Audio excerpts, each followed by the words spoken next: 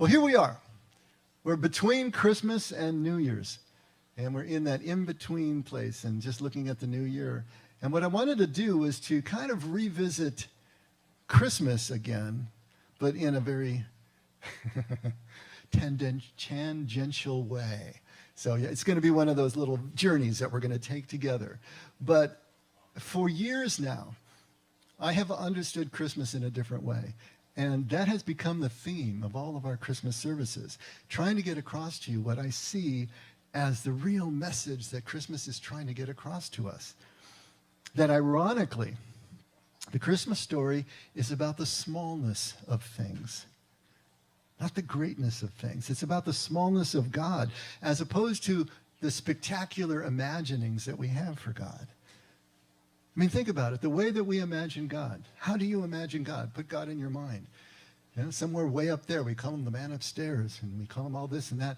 We imagine great thrones and clouds and rays of light and all these things. But how does God with us, Emmanuel, come to us on Christmas? As an impoverished, helpless child, lying in a manger because there's no room in the living space of the people's homes in which his parents are staying. And we have this huge dichotomy of people who can see who he is, can see through those humble exteriors to something that is significant, and those who can't. And the difference between the two, it comes down to who is prepared to be able to see beneath that surface. Who is prepared to be able to see through their spectacular expectations to something that just doesn't fit the bill, and yet is true at the same time. It has to do with someone who is prepared to look for God and look for meaning in all the wrong places, as opposed to the way that our society, our culture, and our religion has built up our image of God. How are we supposed to prepare for something like that? How do we become one of those people? Either the Magi, Joseph, Mary, or the shepherds. How do we become those kind of people with that kind of consciousness who can actually see what Christmas is all about? The message of Christmas, that our God is an unassuming God. Our God is a humble God. Our God is a vulnerable God who is able to be in relationship with us because of those attributes. Not so far removed that we can't connect. And yet still the Alpha and the Omega and everything else. There's that rub. How do we become that kind of people who can see through all of this? We have to start with ourselves. How do you measure your own self-worth? Think about that for a second. How do you measure your own meaning as a human being? Your meaning and purpose as a person here on this earth? Because how you measure yourself is going to mirror how you measure God. And if we are measuring God by our own measurement, well, we're going to be in all sorts of trouble. This is why Jesus was so strong on not judging. He said, don't judge, because the measure that you use is going to be measured on you, not by somebody else, but by ourselves. Whatever standards we hold for ourselves in terms of our self-worth, we are putting it out there for everyone and vice versa, including God. And we're going to miss God as he appears, Emmanuel, God with us. We're going to miss the hour of our visitation if we haven't prepared. Now, it's absolutely natural for us to measure ourselves this way, right? How big, how far, how fast, how long. These are the ways that the world measures. And so that's been drummed into us. Unfortunately, it's what religion has drummed into us as well. It's all we know. It's all that we value, which is even more basic. If these are the things that we value, then these are the things that we're going to be looking for. These are the things that we're going to use as our measuring rods to measure everything around us. And so here's this ultimate irony that comes to us at Christmas, that God is showing us the exact opposite in the Christmas story. The exact opposite in Jesus' entire life, from his birth all the way through to the moment of his death. He never changes in continuing to be that unassuming, small, vulnerable, and humble presence in everyone's life that he touches. In other words, Jesus is always and ever anavim, that Hebrew word that we keep coming back to, that is the ideal of someone who can be in touch with God, part of God's presence, because they are living with an attitude of poverty even if they are rich. They're living with that sense of vulnerability and dependence. They know that they can't make things happen on their own, and so they're completely dependent on their God. Anavim. Even Jesus, as much as we revere Jesus, what did he say? He said, I can't do anything on my own initiative, only what the Father does through me. He was anavim at birth, he was anavim at death, and he was anavim throughout every moment of his life. This is what it's all about. The irony is that what we imagine, either about ourselves or about God, doesn't really exist. We're imagining it. It's electrical firings in our brain, but it doesn't exist. The only thing that exists is what is present, right here and right now. That's it. This moment is real. Not the moment that we're remembering, not the moment that we're anticipating, not some moment out there. This moment right here in our experience is real. But that's it. And God is always present. But it's always going to be this moment, here and now, in which his presence is possible for us to enter. And so we need to prepare ourselves to be able to see God in tiny moments like these. And if we're ready, we will be able to do that. But it starts with us. It has to start with us. What do we imagine about ourselves? That imagining doesn't exist. Only what is now exists. If we're still beating ourselves up for things that we did in the past, guess what? That person doesn't exist. This person exists. If we're waiting for us to become something in the future, that person doesn't exist. This person exists. Our imaginings don't exist. This is what Koheleth is trying to tell us. Koheleth is the Hebrew word that literally means someone who is a gatherer, someone who gathers an assembly, an assembler, a gatherer, gathers a crowd. And so literally we would say a teacher or a preacher. But Koheleth is the one who is speaking in Ecclesiastes. And this is what this teacher is trying to get across to us, this nowness. Take a look. Ecclesiastes right at the beginning, chapter 1, verse 1. The words of the teacher, Koheleth, son of David, king in Jerusalem. Meaningless. Meaningless, says the teacher. Utterly meaningless. Everything is meaningless. Great way to start a book of the Bible, don't you think? I love it. Meaningless, meaningless, utterly meaningless. Everything is meaningless. What do people gain from all their labors at which they toil under the sun? Generations come and generations go, but the earth remains forever.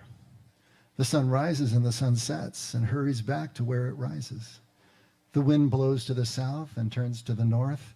Round and round it goes, ever returning on its course. All streams flow into the sea, and yet the sea is never full. To the place the streams come from, there they return again. All things are wearisome, more than one can say. The eye never has enough of seeing, nor the ear its fill of hearing. What has been will be again. What has been done will be done again. There is nothing new under the sun. Is there anything of which one can say, look, this is something new? It was here already, long ago. It was here before our time. No one remembers the people of old, and even those yet to come will not be remembered by those who follow them. Skip to verse 14. I have seen all the things that are done under the sun. All of them are meaningless, a chasing after the wind. Verse 17. I applied myself to the understanding of wisdom and also of madness and folly. But I learned that this too is a chasing after the wind. Does this book really belong in the Bible? It sounds brutally depressing, doesn't it? My gosh, fatalistic, deterministic, dark. The word that is used there in Hebrew, hevel, literally means mere breath, a vapor or a mere breath. But it translates to us, it could be vanity, vain. Vain meaning meaningless, not meaning conceited the way we typically use it. Vanity means meaningless, futile, of no purpose, of no profit. It sounds like the teacher is giving up, doesn't it? But that's not it. Far from giving up. What the teacher is trying to do is to redirect, not give up, but redirect energy, redirect perspective, redirect the source of meaning in all of us. He has tried the spectacular. Solomon is the traditional writer of Ecclesiastes. He's done everything. He's done the biggest. He's done the farthest. He's done the fastest. He's done the longest. He's built up everything in terms of trying to experience the greatest amount of pleasure, the greatest amount of works and buildings and accomplishments, the greatest amount of wealth, the greatest amount of fame, the greatest amount of wisdom in the end. Turning, after all of that had burned out in his psyche, he turns to wisdom. And in the end, he realizes we all have the same death. The wise and the foolish die alike. The rich and the poor, the accomplished and the lazy. Sometimes it seems that evil is rewarded and good is punished. It seems so random at the end, at death. And so the question is, does anything matter? If this is where we all come to, and everything that we do brings us to the same place regardless, does anything matter? Not in this passage, but in the passages we're going to read, the answer is a resounding yes, but not in the direction we traditionally and typically look. We must redirect if we want to find true meaning. Y'all remember the story of the Trojan War? Let me refresh your memory. So one of the kings of Greece, Menelaus, has taken a wife, the Helen, the beautiful Helen, the face that lost 1,000 ships, right? And she is kidnapped by the prince of Troy, Paris, who takes her away to Troy. This starts the Trojan War. So Agamemnon, the brother of Menelaus, gathers all the Achaeans together, all the Greeks together, and they sail off to Troy. And among them is Achilles. And Achilles is an interesting character. He's kind of part god and part man. His mother was Thetis, the sea nymph, who married a human king. And so he had special powers, but she wanted to cheat the fates. And so she took him as an infant, held him by the heel, and dipped him into the river Styx to make him absolutely invulnerable. But guess what? That heel didn't get into the water because that's what she was holding him by. And so he remained vulnerable at the heel, and that's eventually what killed him with a poison arrow from Paris. But Achilles was the greatest of all the warriors. And as he is deciding whether or not to go with Agamemnon's army to Troy, Thetis, his mother, talks to him.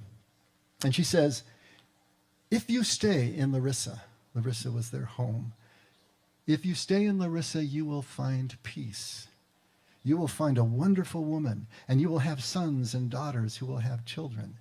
And they'll all love you and remember your name. But when your children are dead, and their children after them, your name will be forgotten. If you go to Troy, glory will be yours. They will write stories about your victories in thousands of years, and the world will remember your name. But if you go to Troy, you will never come back. For your glory walks hand in hand with your doom, and I shall never see you again. Now, there's a choice, huh? Now, obviously, Achilles is remembered to this very moment that we're talking about him. And traditionally, the Greeks said the Trojan War took place in 1200 BCE. So that's 3,000 years of Achilles being remembered for his prowess. But did he make the right choice? What do you think? Did he make the right choice? Is accomplishment Is a legacy that lives beyond our own generation more important than what happens within our generation? This is the question. What is it we're after? Where do we find meaning? A legacy is something that we leave behind us. Is that what we want to be remembered for? Or is there something here and now? Now, obviously, it's not binary, right? It's not an either or. It never is. There's a both and here as well. But where is the real meaning? Where does real meaning come from? If all our focus is on the future, imaginings of some greatness that we are going to have and be remembered for, then our life will be hevel. It will be vanity. It will be a chasing after the wind, and it will be meaningless. Because when all who knew us are dead, we are unremembered. That may be only 1 or 2 generations. Now, someone may remember, in Achilles' case, we remember his name. We remember the stories about him.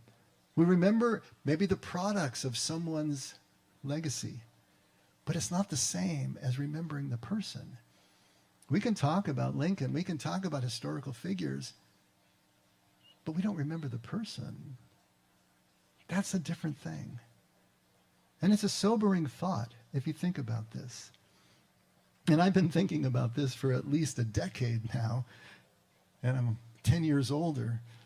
But I wanted to read you just a little bit of an email that I sent to someone who had just lost his mother and lost a friend, who himself was facing a really debilitating illness that was keeping him bedridden.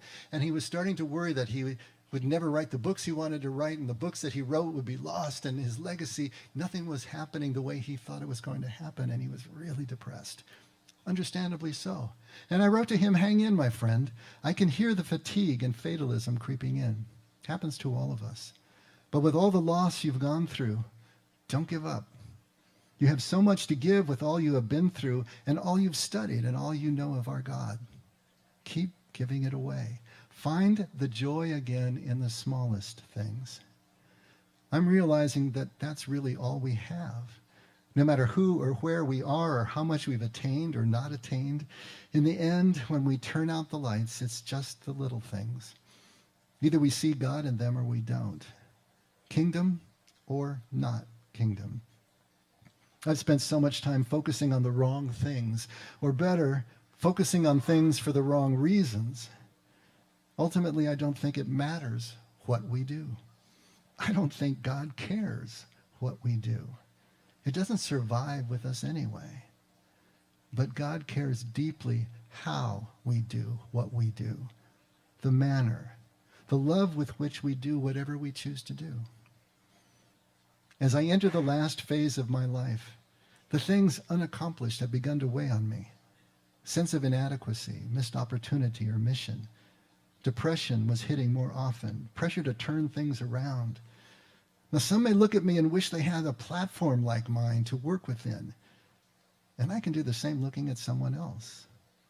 But none of that matters. None of that matters. I know this, but I still fight it as well. Emotionally, the fear is still there, but at lower levels. Now I just keep reminding myself of what Jesus was really telling us. This moment, this detail, this person I'm with is the most important bit in the entire universe. The rest doesn't even exist until I get there. Who will remember any of us past a generation? And if they remember us through writing or buildings or whatever, they're not really remembering us. They're remembering products we produced, not the same thing. Everything we are and we're created to be is momentary, like music. It vibrates in the air for a few moments and then is gone. If we can focus on the vibrations right now, always now, it changes us. I'm slowly changing, getting more comfortable with my circumstances, realizing my accomplishments or lack don't define me at all, especially in the eyes of those who love me most, and God who loves me all. I wrote that 10 years ago. Imagine how much more I feel that way now. And with these last few months that we've gone through, it's put such a finer point on it. watching Nina in her last days, being with her through everything that she went through, going through our own health issues, looking at a big birthday coming next month. All these things have put a finer point on all of this, kind of raised my mortality salience, if you will. I can't help but think about this stuff more as we watch more and more friends go through health and difficulties. A few years ago, I was in the garage looking for something, and I came across these boxes that were like archives of all my intellectual property for the last 40, 50 years. And I'm looking through this, song lyrics, and I'd written plays, and I'd written short stories, and I'd written, I even arranged for full jazz band when I was in college. And here's all of this stuff representing God only knows how many hours of labor and how many years of effort. And I'm thinking, nobody's going to care about any of this stuff. They're not even going to know what to do with it. If I died and my kids were going through my stuff and they came across these boxes, what are they going to do? I read an article that was talking about that exact thing and saying, you know what? You owe it to your kids to clean out all your stuff, because they're going to feel so guilty if they have to take something that obviously meant so much to you, but they don't know anything about it. It doesn't even connect with them. They don't care. And yet to throw it away seems somehow betrayal, right? Do the deed yourself. Clear out the stuff. But this is what we're all faced with. Every single one of us, no matter how young you are, no matter how old, it's coming. No one will remember us past a generation or two. We go onto Ancestry.com and we find all these cool ancestors. Oh, this one came through Ellis Island and did this and did that. And maybe there's a picture. You don't know that person. You won't remember them in a few weeks, probably. You may tell the story once in a while, but no one is going to remember us. And even if they remember our name, that's not us. So what in the world are we doing here? What is our legacy? Well, good thing the teacher has an answer. Take a look at Ecclesiastes starting at verse 2. And this is just going to skip around throughout the entire book. The teacher answers this question, right, of who we are and why we're here and where does meaning come from, over and over and over again in 8 of the 12 chapters of Ecclesiastes. It is a theme that he returns to over and over again. This is just a couple of verses, a sprinkling of what he's saying. At verse 24, there is nothing better for a man or a woman than taking meat and drink and having delight in his work. This again I saw was from the hand of God. Who may take food or have pleasure without God? Chapter 3, verse 12, I am certain that there is nothing better for a man than to be glad and to do good while life is in him, and for every man to take food and drink and have joy in all his work. It is a reward from God. Verse 22, so I saw that there is nothing better than for a man to have joy in his work, because that is his reward. Who will make him see what will come after him? Chapter 9, verse 4, for him who's joined to all the living, there is hope. A living dog is better than a dead lion. And remember, a dog was an unclean animal and a lion revered. So a living dog is still better than a dead lion. Chapter 9, verse 7. Come, take your bread with joy, and your wine with a glad heart. God has taken pleasure in your works. Have joy with the woman of your love all the days of your foolish life, in which he gives you under the sun, because that is your part in life, and in your work which you do under the sun. Whatever comes to your hand, do it with all your power. Be completely immersed in it, in other words. Be completely just taken over by the moment and what you're doing. He's answering the question over and over and over again. And so what seems like fatalism at the beginning, where he's setting up the meaninglessness of the things that we do, it's really this redirection. He's giving us a new perspective that is actually a liberation. It's a liberation from trying to answer the question of meaning and purpose in terms of something that is external to us, in terms of what is a legacy. through external means.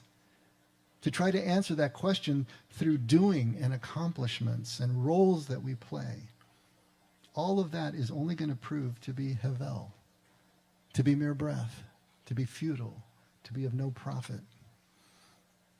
If we're fortunate earlier in life rather than later, through just sheer exhaustion of trying to keep up with all the accomplishments and everything that we think is giving us meaning, or maybe it's going to be through some traumatic loss that strips away all the illusion, forces us to accommodate life in a different way, or maybe it's just old age, will turn us from doing and doing and doing to simple being, to a being in relationship, a different direction for meaning to take hold of us, to discover a here-now consciousness, not a consciousness that is directed somewhere other than this moment. And that changes everything. Meaning starts to come now from within than from something outside of ourselves. But this doesn't come naturally to us. Something has to come and break hold of these imaginings of spectacular greatness, these imaginings of something that will be meaningful in our lives. Something that will come in, break that hold, and help us to just grow small. Remembering the story of Christmas, to start to grow small again. Take a look at what happens with Job. And if you remember Job, he was the one who everything went wrong. His friends come and tell him, you must have done something wrong to have all this misfortune hit you like this. And he professes his innocence. He professes his uprightness. And he is defending himself. And then finally, at the end of the book, he is confronted by God in the whirlwind. And in this scene here at Job 40, verse 3, Job finally answers the Lord and says, behold, I am insignificant. What can I reply to you? I lay my hand on my mouth. Once I have spoken, and I will not answer. Even twice, and I will add nothing more. What did God tell him? Where were you when I laid the foundations of the earth? In other words, I'm God, you're not. Get over it. In that space, right? In that place, in the immensity of that awe of God's presence, he became small. He stopped defending himself. He stopped measuring himself by his doings and the wealth and the accumulations and the acquisitions of everything that he had. And he allowed himself just to feel insignificant, dependent, just letting things go. There are three parts to the experience of this kind of smallness, this kind of loss of sense of self that Job is experiencing. We've talked about it in terms of awe. When we hit that vastness, right? When we hit something that is so much larger than ourselves that it just takes our breath away, it diminishes our sense of self. It takes us offline. We become part of the fabric of whatever the moment is. And these three parts that we are establishing within ourselves without even thinking about it, of course, is a silent reverence, a radical amazement, and an affectionate awe. I'll say that again so Judy can get the notes, because I know she's writing furiously. Silent reverence, radical amazement, and affectionate awe. These three together, you know what they feel like? They feel like gratitude. How are you going to feel anything else when you're in the midst of silent reverence, radical amazement, and affectionate awe? And that gratitude is what feels like meaning, feels like purpose, feels like fulfillment. And it always starts with smallness. There is no other way. That loss of sense of self is the key to everything that follows. This is a theme, a motif that runs throughout the entire Bible, but especially in the New Testament. Take a look at Philippians 2, starting at verse 5. Have this attitude in yourselves, which was also in Christ Jesus, who, although he existed in the form of God, did not regard equality with God a thing to be grasped, but emptied himself, taking the form of a bond servant, a slave, if you will, and being made in the likeness of men, being found in appearance as a man, he humbled himself by becoming obedient to the point of death. Death, even on a cross. The Greek word is kenosis, which means an emptying. It is the key to everything. It is the key to Jesus' incarnation. It is the key to the Christmas story. It is the key to us being able to see the Christmas story, to appreciate and value who God is showing himself to be. And so much of Jesus' teaching lands right here, this emptying of self. Because without the emptying, there is no filling. It can't happen. It can't fill a full vessel. The emptying allows the filling. And it is the hardest thing for a human being to do, to let go of self, to let go of a sense of our pride, our sense of our own independence. Take a look at Psalm 131. O Lord, my heart is not proud, nor my eyes haughty, nor do I involve myself in great matters, or in things too difficult for me. Surely I have composed and quieted my soul, like a weaned child rest against his mother. My soul is like a weaned child within me. O Israel, hope in the Lord from this time forth and forever. He's singing that very sense of having lost that sense of self. Now, actually, it's impossible for any one of us to give up power that we think that we really have. Nobody gives up power if they think they really have it. That's our lifeline. That's what we cling to. That's what gets us through life and gives us the advantage that we need. And so the trick is, as it always is not to give up the power, but to simply see the truth. Remember that scene in The Matrix where the little boy's bending spoons? You know? Don't try to bend the spoon. That's impossible. Only try to see the truth. What truth? There is no spoon. Don't try to give up your power. Don't try to give up your sense of self. Don't try to give up everything that you have accumulated in order to be safe and secure. Just try to see the truth. There is none of that stuff. It's all illusion. We can give up an illusion. That we can do simply by seeing the truth. But we've got to be honest with ourselves. We've got to see ourselves as we really are, with humility. Take a look at that last quote from Richard Rohr and Brennan Manning. Humility and honesty are really the same thing. A humble person is simply a brutally honest person about the whole truth. You and I came along a few years ago, and we're going to be gone in a few years. The only honest response to life is a humble one. Alcoholics Anonymous offers a classic definition of humility. Stark, raving honesty. Humility is stark, raving honesty. We weren't here a few years ago. We won't be here in a few years. And in a few years more, no one's going to remember us. What power do we really have? What are we clinging to? This is the truth that we need to see. This is what we're trying to understand of Jesus' message, how this really works. Because the only way to see this honest truth of humility is to lose ourselves in this here-now consciousness, in these moments of vastness and connection.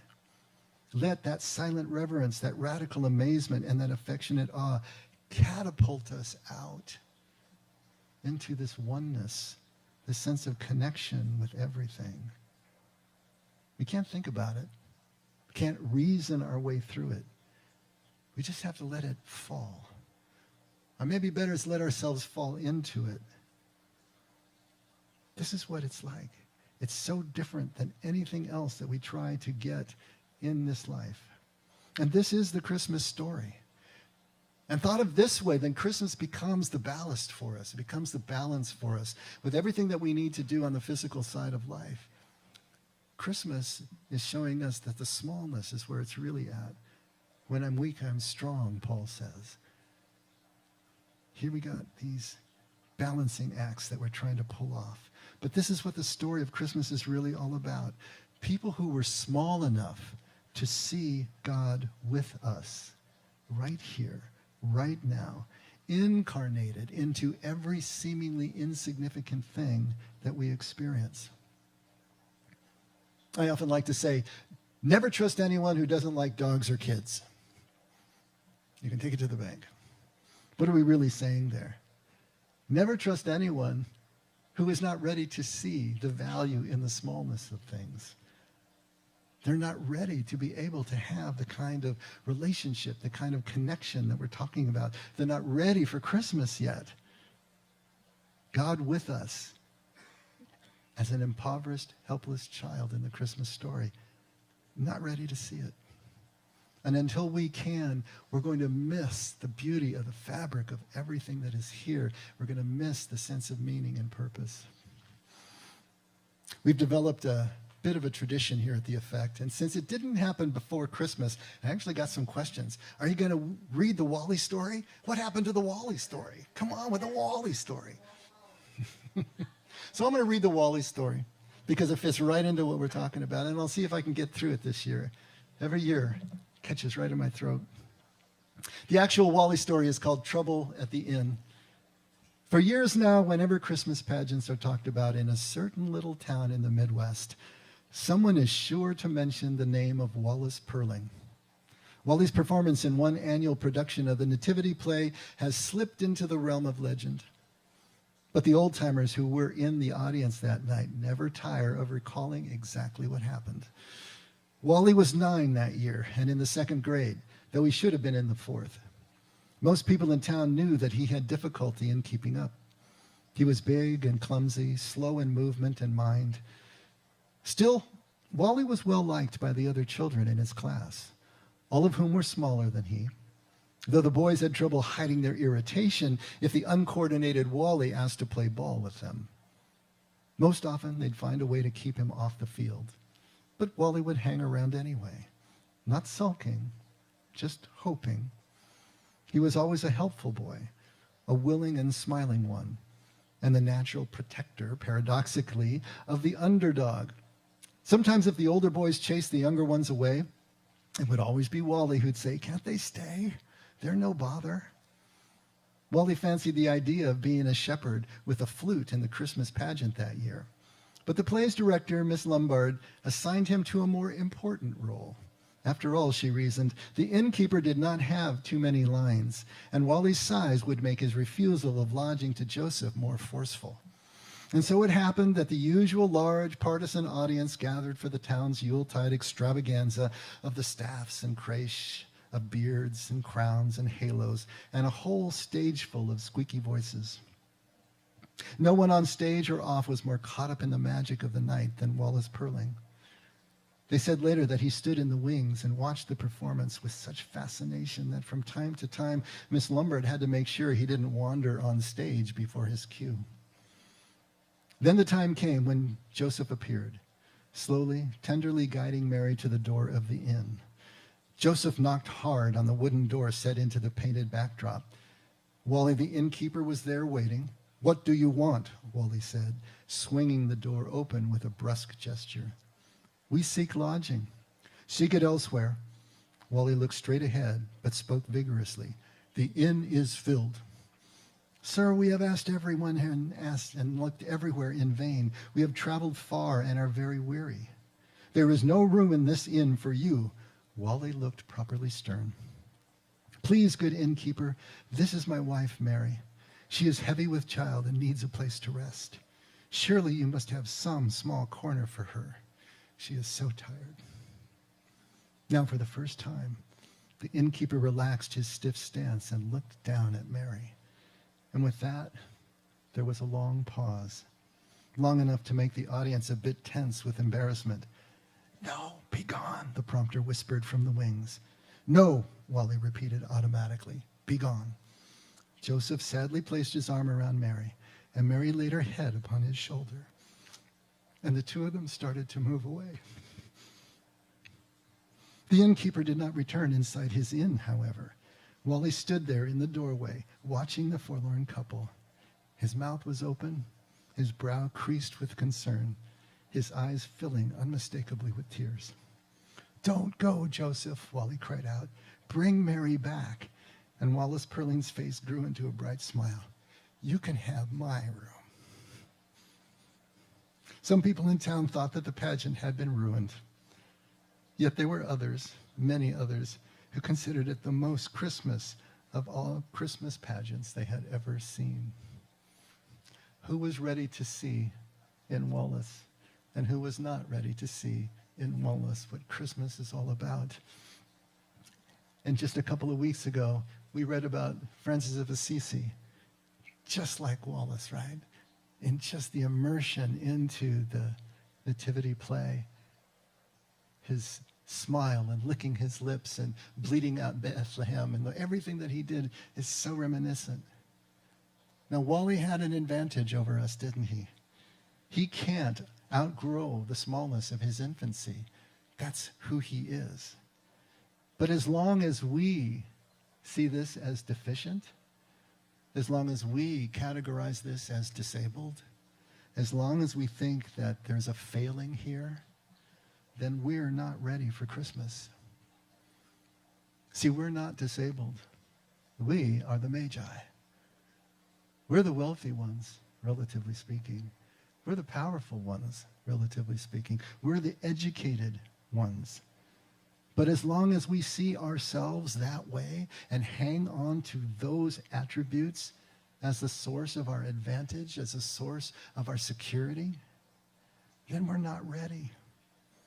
We're not ready for Christmas. And as long as we work to leave some lasting legacy, some way that people will remember us in a spectacular way, then we are Havel. We are chasing after the wind, and we're going to miss all the meaning that life has to offer. So our prayer today should be that whatever it is that we need, even if it's painful, to lose ourselves in the here now moment, let it come. Let it come sooner rather than later. That everything that is here now becomes our everything, and not something that we want to import or imagine in our minds. Our legacy is here now. Not in something someone will remember as spectacular. It's right here. It's right now, or it's not at all. And it will always be contained in the consciousness of a legacy of little things. Let's pray. Now, Father, the genius of our scriptures is overwhelming. These stories that we know so well, help us to see them completely anew. Help us to see them from a different angle. Help us to see what they're really trying to show us and tell us, so that we can begin the process of wrapping our lives around these truths. Begin changing ourselves from the inside out and experiencing life the way you experience life.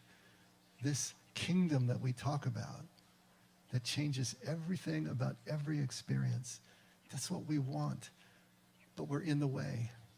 We're our own worst enemy. Help us, Lord, to see that the smallness of things is what's going to take us where we really want to go, and to begin the process of clearing out, letting go of the things that we still carry around, letting go of the fear that we have that we won't be remembered, because this is the only moment that exists, and the only moment that ever will exist in eternity. Thank you, Father, for being that moment of eternity for us. Help us more and more to enter into it, into you, and see the truth. And never let us forget we can only love because you loved us first. In Jesus' name we pray. Amen. Let's all stand.